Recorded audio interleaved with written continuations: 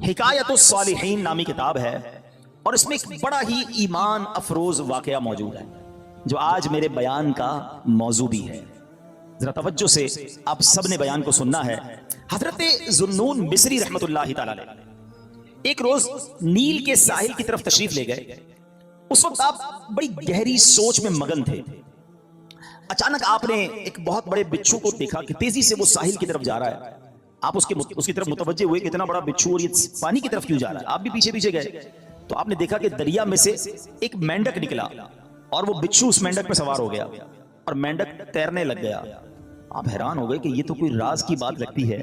بچھو اور مینڈک کی دوستی تو نہیں ہوتی. یہ تو ایسا لگتا ہے کہ اس کے لیے سواری کا انتظام کیا گیا ہے اور یہ دریا پار کرانے کا نظام بنایا گیا ہے. آپ کو بڑا تجسس ہوا. آپ بھی دریا پار کر کے دوسری طرف پہنچ گئے. مینڈک نے کیا کیا, اس بچھو کو اگلے کنارے پر اتار دیا. اب بچھو پھر چلنے لگا, آپ پیچھے جانے لگے. حضرت ذوالنون مصری رحمت اللہ تعالی دیکھتے ہیں کہ تھوڑا آگے گئے تو ایک شخص زمین پر بدہوش پڑا ہوا ہے, بے ہوش. اس کے سینے پر ایک بہت بڑا اژدہا, بہت بڑا سانپ اسے ڈسنے کے لیے تیار ہے. اس بندے کو پتہ ہی نہیں وہ بے ہوش پڑا ہوا ہے, مگر اس بچھو نے رائٹ ٹائم اچانک وہاں پہنچ کر اس سانپ کو ڈنک مارا اور اس بندے کی حفاظت کا انتظام کیا. وہ سانپ وہیں پر مر گیا اور بچھو واپس چلا گیا. حضرت ذوالنون مصری حیران کہ مالک یہ تیرے عجب راز ہیں. اس بے ہوش بندے کو تو پتہ ہی نہیں ہے کہ اس کی حفاظت کے لیے تو نے انتظام کیا کیا ہے. لیکن حضرت ذوالنون مصری رحمت اللہ تعالی علیہ سب کہتے ہیں کہ میں سمجھ گیا کہ یہ بندہ ہے بہت بڑی چیز, اللہ کا بڑا نیک بندہ ہے کہ اس کی حفاظت کے لیے رب نے دوسرے علاقے سے بچھو بھیجا جس نے سانپ کو ڈسنے سے روک لیا, حالانکہ بندہ بے ہوش پڑا تھا. تو آپ نے سوچا کہ میں اس بندے کے پیری چوم لیتا ہوں. اتنا بڑا اللہ کا ولی ہے, بے ہوش ہے. وہ جیسے ہی قریب ہوئے نا تو آپ کو اس بندے کے منہ سے شراب کی بدبو آئی. آپ حیران ہو گئے کہ شرابی, گناہگار, اور اس کی حفاظت کا ایسا انتظام. اللہ اکبر. ابھی آپ پریشان ہی تھے کہ آپ کو غیب سے آواز آئی, اے ذوالنون حیران کیوں ہوتا ہے, یہ بھی ہمارا ہی بندہ ہے. اگر اللہ صرف نیکوں کی حفاظت فرمائے گا, اگر نیکوکاروں کی ہی رب حفاظت فرمائے گا, تو اے ذوالنون گناہگاروں کی حفاظت کون کرے گا. آئے ہائے. حضرت ذوالنون نے جب یہ سنا تو آپ وجد میں آ گئے, آپ کی کیفیت ہی بدل گئی. اللہ اکبر. جب سورج غروب ہونے لگا, ساحل پر ٹھنڈی ٹھنڈی ہوا چلنے لگی, تو اب اس نوجوان کے جسم میں کچھ حرکت پیدا ہوئی. تھوڑی دیر بعد وہ ہوش میں آیا. حضرت ذوالنون اس کے قریب ہی بیٹھے تھے. آپ کو دیکھ کر شرمندہ ہوا, شرمندگی سے کہتا, حضور آپ ادھر کیسے؟ آپ اللہ کے ولی تھے, بڑے مشہور شخصیت تھے, وہ بندہ آپ کو پہچان گیا. تو آپ نے فرمایا پہلے یہ بتاؤ کہ تم کون ہو, میرے بارے میں چھوڑو. اس نے کہا حضرت آپ تو دیکھ ہی رہے ہیں, میں شرابی آدمی ہوں. آپ نے فرمایا ذرا بائیں طرف دیکھو, اپنی ذرا قریب دیکھو.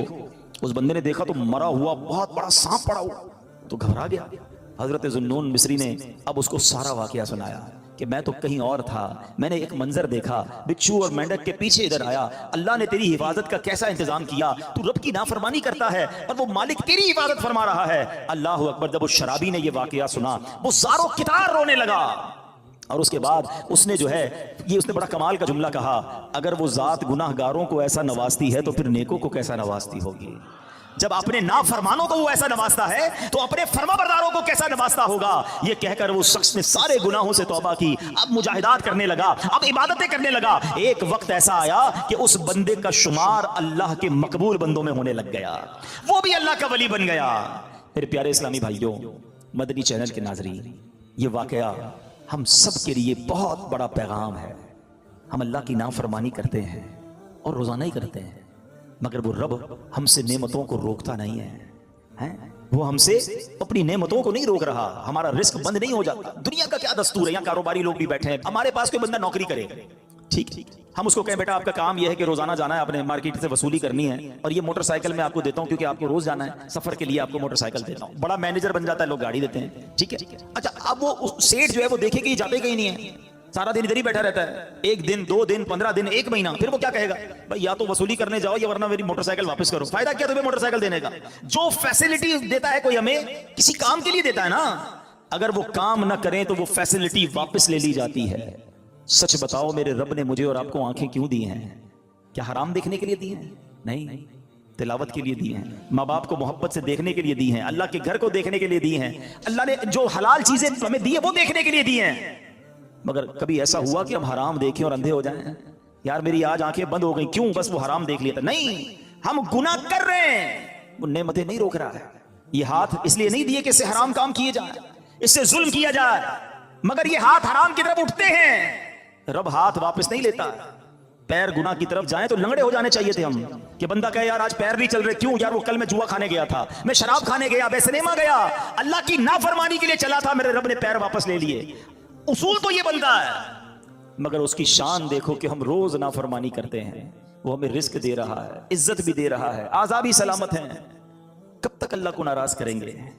کب تک اس رب سے دور رہیں گے؟ وہ ایسا کریم ہے, دنیا میں کسی کی بات نہ مانو, وہ نوکری سے نکال دیتا ہے, مگر رب ایسا کریم ہے کہ بندہ اگر جب اس کی بات ماننے لگ جائے نا, ایک بار دل سے توبہ کر لے, وہ اس کے سارے گناہ بھی معاف کر دیتا. اللہ اکبر. اے میرے پیارے اسلامی بھائیو, یہ ہے میرا مالک جو ہمارے عیب چھپاتا ہے. ہم اکیلے میں گناہ کرتے ہیں, وہ بتاتا نہیں کسی کو, ورنہ وہ چاہے تو ہم سب کے عیب کھل جائیں. جو لوگ ہمیں عزت سے دیکھتے ہیں, جو محبت سے ملتے ہیں, جو ہمیں بڑے نیک سمجھتے ہیں, اللہ تو جانتا ہے نا ہماری حالت کیا ہے. پنجابی شاعر کہتا ہے نا, دنیا والوں کو پتہ چلتا ہے نا ہمارا ایک عیب, ایک فوراً میسج چلائیں گے, پتہ چلا اس نے یہ کیا, ہاں ماں باپ بھی گھر سے نکال دیں گے. میرا مالک کیسا کریم ہے, اسے معلوم ہے ہم کتنے برے ہیں, مگر وہ رحم کرنے والا ہے, وہ کرم کرنے والا ہے. ہم پھر بھی اس سے دوستی نہیں کرتے, ہم پھر بھی اسے ناراض کرتے ہیں. یار اسلامی بھائیوں, کب تک ہم گناہ کرتے رہیں گے؟ کب تک اللہ کو ناراض کرتے رہیں گے؟ اگر وہ مالک ناراض ہو گیا تو برباد ہو جائیں گے. اس کی رحمت چاہتی ہے کہ میں اور آپ بخشے جائیں, مگر ہم ہیں کہ یا تو توبہ نہیں کرتے, اور توبہ کرتے ہیں تو پھر اس پر قائم نہیں رہتے.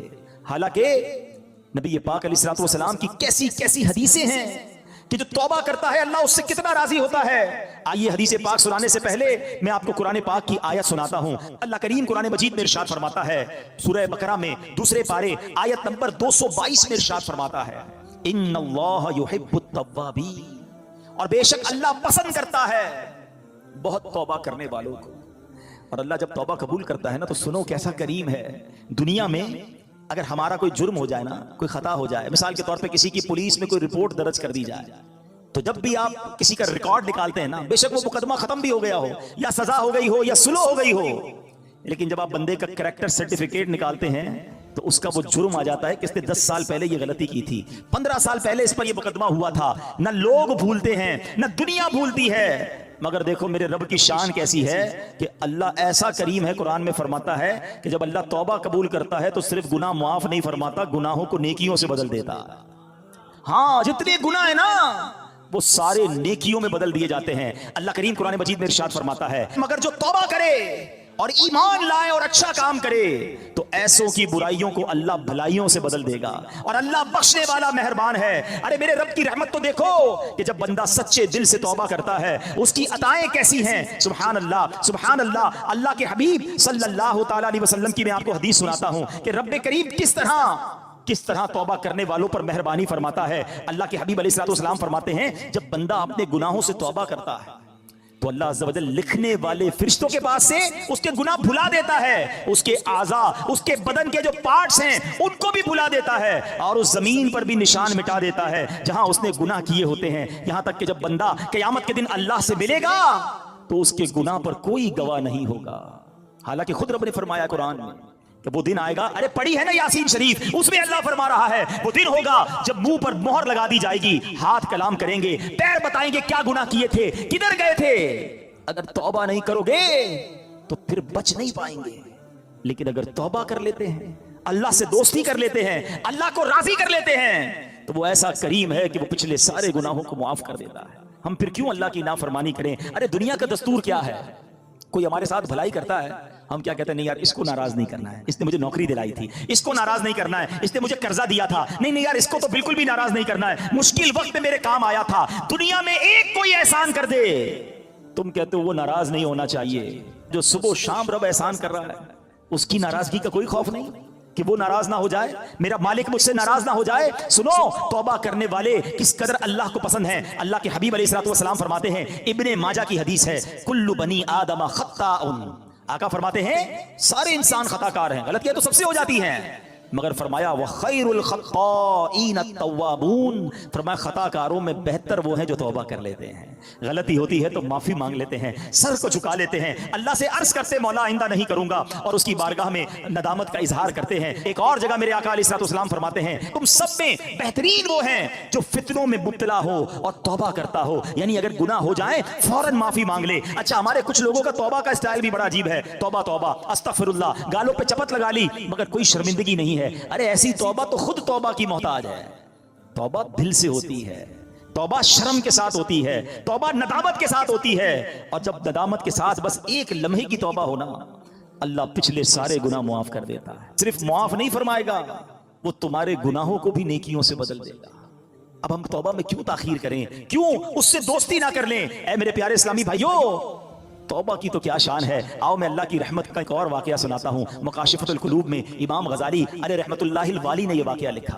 बनी इसराइल में एक नौजवान था, 20 साल तक तो उसने अल्लाह की खूब इबादत की, फिर अगले 20 साल उसने अल्लाह की बहुत नाफरमानी की। फिर आईना देखा तो दाढ़ी के बाल सफेद हो गए थे। फिर वो गमजदा हो गया और कहने लगा, ए मेरे खुदा, मैंने 20 साल तक तेरी इबादत की, 20 साल तक मैंने तेरी नाफरमानी की, अब मैं तेरी तरफ आऊंगा तो मेरी तौबा कबूल हो जाएगी, या अल्लाह तू मुझे माफ कर देगा। हाय हाय हाय। उसने किसी कहने वाले की आवाज सुनी, तुमने हमसे मोहब्बत की, हमने तुमसे मोहब्बत की, फिर तूने हमें छोड़ दिया, हमने भी तुझे छोड़ दिया, तूने हमारी नाफरमानी की, हमने तुम्हें मोहलत दी, और अगर अब तू तौबा करके हमारी तरफ आएगा तो हम तेरी तौबा कबूल कर लेंगे। ये है मेरा मालिक, ये है उसकी रहमत। है मेरे प्यारे इस्लामी भाइयों, अब हम क्यों ना रब से मोहब्बत करें, क्यों ना हम अल्लाह से प्यार करें, और क्यों ना सच्ची तौबा कर लें। हमारे आसपास से लोग उठ रहे हैं, मेरी भी बारी आने वाली है, आपकी भी बारी आने वाली है। हम किस इंतजार में हैं, शैतान के किस वार में हैं, हम तौबा में ताखीर क्यों कर रहे हैं? अरे कब अल्लाह को राजी करेंगे, और कब तक अल्लाह को नाराज करते रहेंगे? कब तक नमाजें कज़ा होती रहेंगी? कब तक आंखें हराम देखती रहेंगी? कब तक मेरे और आपके कान हराम सुनते रहेंगे? ए हराम कमाने वाले, कब तक हराम कमाता रहेगा? बदकारी करने वाला, बेहयाई करने वाला, नाम महरम लड़कियों और औरतों से दोस्तियां करने वाला सोचे कब तक तुम ये गुलछड़े उड़ा लोगे? जुआ खेलने वाला सोचे कि कब तक मैं ये काम कर लूंगा? अरे अचानक ये ऐलान होगा कि फलां का इंतकाल हो गया है, हमारे ही दोस्त हमें कांधों पर उठाएंगे, हमें कब्र में डालकर आ जाएंगे। ये दोस्त जो आज थोड़ी सी हमारी घबराहट पर हमारे साथ खड़े हो जाते हैं, पता है जब कब्र में उतारेंगे ना तो लोग कह रहे होंगे जरा सही तरीके से मिट्टी डालो, कोई सुराख बाकी ना बच जाए। हवा भी नहीं छोड़ेंगे, एक सुराख भी नहीं छोड़ेंगे, मुझे और आपको तन्हा कब्र में छोड़कर आ जाएंगे। फिर क्या होगा? मेरे और आपके पास क्या बचेगा? ये माल, ये दौलत, ये गाड़ी, ये घर, ये शोहरत, सब कुछ पीछे रह जाएगा। अब हमारे साथ कब्र में होंगे हमारे अमाल। और देखो, अगर अल्लाह नाराज हुआ ना, अल्लाह नाराज हुआ तो मारे जाएंगे, फिर तो कब्र जहन्नम का घड़ा बन जाएगी। इसीलिए मैं आज ये अर्ज करने आया हूं कि जल्दी जल्दी अपने रब को राजी कर लो। वो कैसा करीम है, बल्कि उसकी रहमत चाहती यही है कि मेरे बंदे बख्शे जाएं, मेरे बंदे माफी मांग लें, मेरे बंदे रुजू कर लें। मगर ये बंदा है जो रुजू नहीं कर रहा, ये बंदा है जो उससे दोस्ती नहीं कर रहा। खुदारा, मैं आज के बाद अल्लाह के फर्मा बरदार बंदों में शामिल हो जाऊं। सुनो वो कैसा करीम है। हजरत सैयदना अबू हुरैरा रदियल्लाहु तआला से बरवी है, रसूलुल्लाह सल्लल्लाहु तआला अलैहि वसल्लम का फरमाने आली शान है कि जब कोई बंदा गुनाह कर लेता है और फिर कहता है कि ऐ मौला मैंने गुनाह कर लिया, मुझे माफ कर दे, तो अल्लाह फरमाता है मेरा बंदा जानता है कि कोई उसका रब है जो गुनाह मुआफ भी करता है और उस पर पकड़ भी लेता है। मैंने अपने बंदे को बख्श दिया, फिर जितना रब चाहता है बंदा ठहरा रहता है, उसके बाद फिर कोई गुनाह कर लेता है, फिर अर्ज करता है इलाही मैंने फिर गुनाह कर लिया है, फिर मुझे माफ कर दे। तो रब करीम फरमाता है मेरा बंदा जानता है कि कोई उसका रब है जो गुनाह करने पर पकड़ भी लेता है और माफ भी फरमा देता है। तो मैंने अपने बंदे को बख्श दिया, फिर उस बंदे से फिर गुनाह हो जाता है, वो फिर अल्लाह से कहता है, तीसरी बार कहता है अल्लाह फिर गुनाह हो गया है, रब करीम मुझे माफ कर दे। तो रब फरमाता है मेरा ये बंदा जानता है कि इसका कोई रब है जो गुनाह करने पर पकड़ता है और माफ मांगने पर माफ भी कर देता है। मैंने अपने बंदे की बख्शिश फरमा दी, अब जो चाहे करे, यानी अल्लाह उसकी बेहिसाब बख्शिश फरमा देता है। और ये मैंने बुखारी शरीफ की हदीस सुनाई। सोचो क्यों अल्लाह से दोस्ती नहीं करते हम, क्यों मेरे प्यारे इस्लामी भाइयों अल्लाह से दोस्ती नहीं करते? एक बार आज अल्लाह से दोस्ती करके मैंने और आपने सच्ची तौबा करके जाना है और अल्लाह की बारगाह में यही अर्ज करना है कि मौला कमजोर हूं, गुनाह हो गए, माफ कर दे। अल्लाह मैं मानता हूं मैं गुनाहगार हूं, मुझे माफ कर दे। अल्लाह मैं आइंदा गुनाह नहीं करूंगा। مجھے معاف کر دے، اگر تو نے پکڑ لیا میں مارا جاؤں گا، میرے پاس کوئی حساب نہیں ہے، مجھے معاف کر دے، میں مانتا ہوں میں نے کئی بار توبہ کی مگر پھر گناہ کیے، مولا معاف کر دے، تجھ سے معافی نہیں مانگوں گا تو کس سے مانگوں گا، مولا معاف کر دے۔ اے اللہ تو ماں سے زیادہ اپنے بندے کو چاہنے والا ہے، آج کے اجتماع میں کرم کر مالک، معاف کر دے، کیونکہ مجھے نہیں پتا میری زندگی کی کون سی رات آخری رات ہے، کیا معلوم کسی کا انتقال آج بھی تو ہو سکتا ہے نا، ہے کوئی ایسا جس کے پاس یہ گارنٹی ہو کہ وہ آج زندہ گھر جائے گا؟ ہم میں سے تو کسی کو نہیں پتا۔ آگاہ اپنی موت سے کوئی بشر نہیں، سامان 100 برس کا ہے، پل کی خبر نہیں، تو پھر کس بات کا انتظار ہے؟ یاد رکھو بے وفا دنیا پہ مت کر اعتبار، تو اچانک موت کا ہوگا شکار، موت آ کر ہی رہے گی یاد رکھ، جان جا کر ہی رہے گی یاد رکھ، کر لے جو کرنا ہے آخر موت ہے، ایک دن مرنا ہے آخر موت ہے۔